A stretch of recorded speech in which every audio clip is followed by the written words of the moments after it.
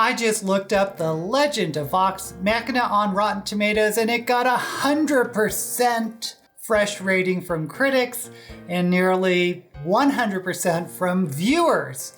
Has any other show done that well?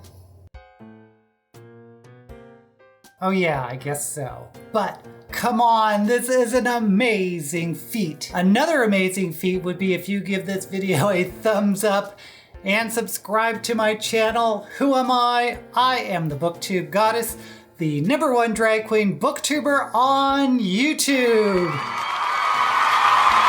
I've been analyzing the story arc of the first season of The Legend of Vox Machina, and we are finally at the end. And let me just get this up front. I enjoyed the season.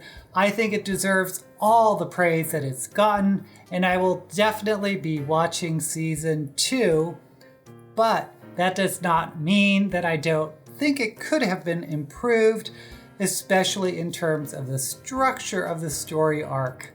I'm going to go into details about that, but first, let's recap what happened episode by episode. In episode 10, Depths of Deceit, we open where we left off, with Percy about to blow the brains out of Dr. Ripley. The dark smoke surrounds him and it looks like he can't be stopped, but his sister Cassandra manages to walk him back, and he finally agrees that Ripley should be interrogated first. Pike then confirms that the black smoke is a demon possessing Percy, but they don't have time to take him to a temple to free him.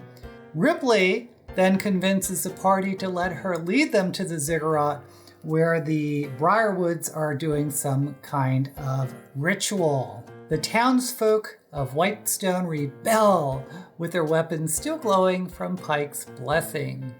Then the party gets attacked by more undead underground while they're traversing the Dorolo Mausoleum. When they reach a mysterious chamber with a drain on the floor, there's a twist. Cassandra is working with the Briarwoods and traps the party. Vax is then charmed by Lord Silas Briarwood with his vampiric, hypnotic powers. The rest of the party is trapped in the chamber, which then begins filling with acid.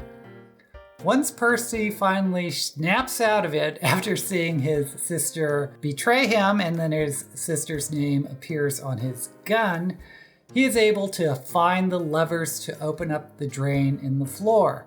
Grog has to dive into the acid to pull one of the levers, and the party is saved by the skin of their teeth. They finally find the entrance to the ziggurat, and we end with the Briarwoods preparing the ritual and are spoiled for choice on who to blood sacrifice, Cassandra or Vax. In episode 11, Whispers of the Ziggurat, we open with the Briarwoods starting the ritual. The party arrives at the ziggurat, and Scanlan figures out that the book was not a diary or a book of spells, but an instruction manual to summon the Whispered One. Once Ripley has led them to the ziggurat, she runs away and disappears.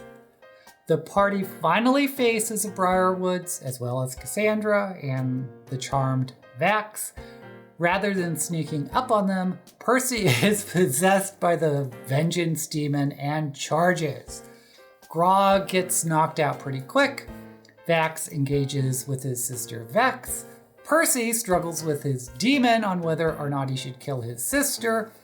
Lady Delilah Briarwood puts a silence on Scanlan so he can't use his magic. But there's plenty of magic where Pike and Keyleth are concerned, who seem to be focusing on Lord Briarwood. But just when the Briarwoods look like they're going to defeat the party, Keyleth uses the Sun Tree to summon sunlight and destroy Lord Briarwood, freeing both Vax and Cassandra. And Cassandra, we now realize, was under his hypnotic power as well. Lady Briarwood loses it, but she completes the ritual. Kalis throws herself in front of Vex to take a spell blast from Delilah, Pike loses her astral form and can't heal her. The ritual comes to a conclusion, but instead of summoning the Whispered One, a spinning sphere appears, much to Delilah's confusion. In episode 12, The Darkness Within, we open with Keyleth at death's door. And when Scanlan can't summon magic, they realize that the spinning sphere is preventing all magic around it. Grog picks up Lord Briarwood's mysterious black sword. Delilah Briarwood is still alive, and the demon fully possesses Percy, who now wants only to kill her. Vixhalia stands in front of Lady Briarwood to stop Percy from shooting her and losing his soul. Percy loses it, and the party has to prevent him from killing Delilah. And after a big inner struggle with the demon, the question is finally asked, which is more powerful, the desire for vengeance or the ability to forgive? It is revealed that the demon was summoned unconsciously by Percy because of his desire for vengeance. Percy is almost lost. His gun starts showing the names not only of his sister, but his friends as well. But Percy finally resists and throws off the demon. Delilah is still alive, but it is Cassandra who strikes the killing blow because Percy has found it in his heart to forgive her. At this point, we are a little over halfway through the episode, and the rest of the episode is all falling action. They throw Delilah's body in a pit of acid. They destroy Percy's gun, which is apparently where the demon that possessed him still lives.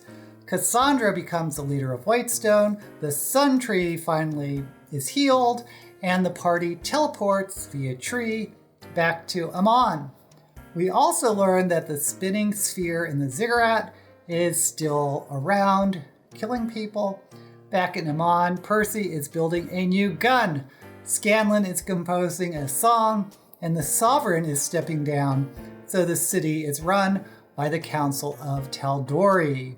But then we see dragons descending on the city, which is a hook to Season 2, and critters will know it as the Chroma Conclave. Okay, so what do I think of the story structure of the season now that it's over? You know I've been talking about hoping episode 12 would be devoted to a denouement, and last week I didn't think there was enough time. Well, I actually think episode 12 was a denouement, sort of. I think Act 3 of the main story arc ended in episode 11, sort of.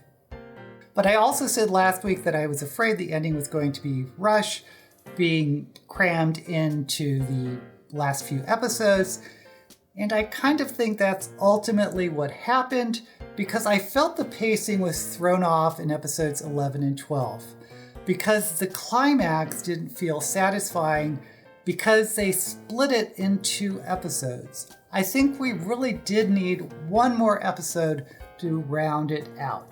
So let me explain. First, this season was really all about Percy, and for his character arc, or anyone's character arc, we need 3 main points: the complication, the midpoint, or the turning point, and the resolution. The complication for Percy started in episode 3 when he shot the Briarwood servant in cold blood, and we first see those smoky black eyes. The turning point was when he dropped his mask and gun to go to his sister.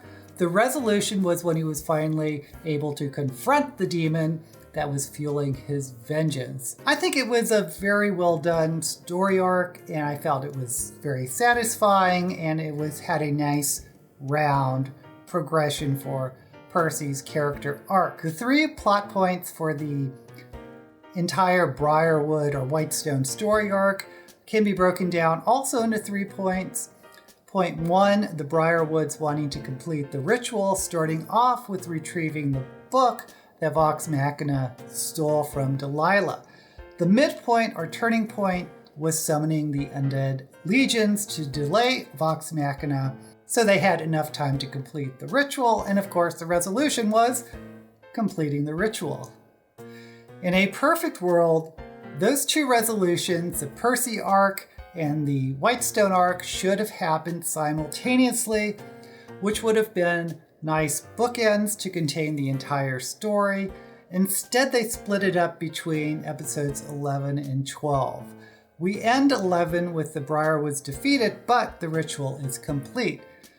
And I think the spinning sphere felt a little bit anticlimactic. I know for those who know the story that there's more going on, but just being objective about the storytelling, I didn't feel it was very satisfying. Episode 12 then is the denouement, or the falling action, where we clean up all loose ends, but that loose end includes Percy's big battle with his literal inner demon, and it just didn't feel satisfying to me. I felt those 2 points needed to go together.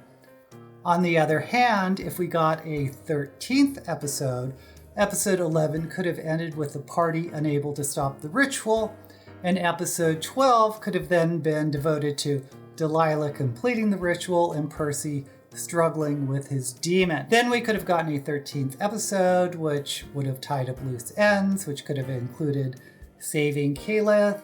Maybe there was some boss or monster that rises up from the rubble that they have to take care of. Or maybe some type of remnant of the Whispered One that rises up and fights the party, so we could end with some sort of combat. I think the extra episode would have given us a more satisfying closure to the story.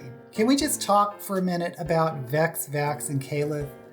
There seemed to be a story arc there, and maybe if I go back and rewatch it, I'll see it better, but it didn't feel very complete to me.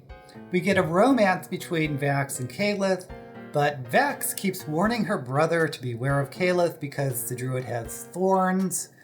Then Keyleth saves Vex's life at the end. What would have made that more complete, I think, was if we saw some sort of friction between Vex and Keyleth at the start, which would have made Vex's warning about her brother make sense later. Then after Keyleth saves her life, we could have seen Vex being more sympathetic to her brother's feelings for Keyleth, but we didn't see friction at the start, and we didn't get any sort of change of heart from Vex at the end. So the whole dynamics between those three felt incomplete to me. And I know the series tracks more with the actual campaign. I think the only time Vex talked about their relationship was she kept asking Vax if he was really sure that he wanted to go through with his romance with Keyleth. But this brings up something that is a danger when adapting anything from one medium to another. Remember, the medium is the message. By the way, being inspired by a role-playing campaign from one medium to another isn't something new, at least for novels. Raymond Feist's Rift War series was inspired by his D&D campaign, and the Malazan series was Steven Erikson, inspired by a role-playing game he designed, a GURPS game. So I'm getting some Dungeons and Dragons vibes on this. Are you a player? I'm definitely a big fan of Dungeons and Dragons. So yeah, a lot of the slave stuff was based off of Dungeons and Dragons characters and campaigns that we did. Fantastic. So. But unlike those examples, they were not telecast like what I think is a groundbreaking medium of Critical Role, where the game is presented as a spectator sport with professional actors. Anyway, translating from one medium to another, sometimes the instinct is to be as faithful to the events of the original story as possible, rather than changing or adding or removing events that might make the story better for the new medium. That's always a challenge. Since there really wasn't any friction between Vex and Keyleth in the campaign, they didn't include it here, even though that would have made more sense given what they were building up to. Also, the ending of the animated series had so many parts thrown in from the campaign that it felt rushed since they were stuffed into a very short time. Grog picking up Silas's sword, Pike disappearing because she lost that astral link. The spinning sphere was something that was a cross between a globe of anti-magic and a globe of annihilation. Cassandra betraying Percy, Ripley escaping, and on and on. But while all of that were important moments from the original campaign, it was a lot to absorb in a short period of time, especially if you are new to the story. And again, I think if they just had one more episode to pace it out, it would have felt like a more complete ending. But maybe I'm wrong and just having a hard time being objective. What do you think? Do you feel that the ending felt rushed? Was that last episode complete for you, or did it feel like too much was being worked in to wrap up all those loose ends? Would the series have been better or worse if it was just one episode longer? Let me know in the comments. If you are watching Campaign 3 of Critical Role, do we call it Bell's Hells now? Is that the official name? Anyway, I also do reviews and recaps of those episodes, which you can see here. Until we meet again, may all the books you read and the campaigns you play in and their adaptations be blessed.